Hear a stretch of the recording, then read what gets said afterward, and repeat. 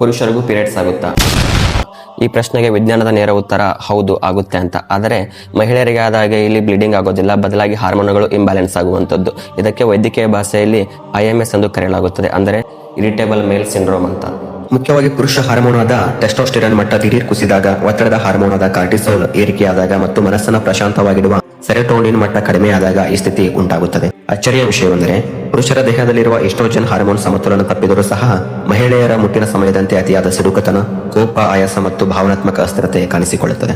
ಇದನ್ನು ಮೇಲ್ ಪೀರಿಯಡ್ ಎಂದು ಕರೆಯಲು ಮುಖ್ಯ ಕಾರಣವೇನೆಂದರೆ ಮಹಿಳೆಯರು ತಮ್ಮ ಮಾಸಿಕ ಚಕ್ರದಲ್ಲಿ ಅನುಭವಿಸುವ ಲಕ್ಷಣಗಳಿಗೂ ಮತ್ತು ಪುರುಷರ ಈ ಹಾರ್ಮೋನ್ ಬದಲಾವಣೆಯ ಲಕ್ಷಣಗಳಿಗೂ ಇರುವ ಅತಿ ಹೆಚ್ಚಿನ ಸಾಮ್ಯತೆ. ಮಹಿಳೆಯರಲ್ಲಿ ಮುಟ್ಟಿನ ಸಮಯದಲ್ಲಿ ಯಾವ ರೀತಿಯ ಮಾನಸಿಕ ಏರಿಳಿತಗಳು ಉಂಟಾಗುತ್ತವೆಯೋ ಅದೇ ರೀತಿಯ ಮಾನಸಿಕ ಲಕ್ಷಣಗಳು ಪುರುಷರು ಈ ಹಾರ್ಮೋನ್ ಅಸಮತೋಲನ ಸಮಯದಲ್ಲಿ ಅನುಭವಿಸುತ್ತಾರೆ.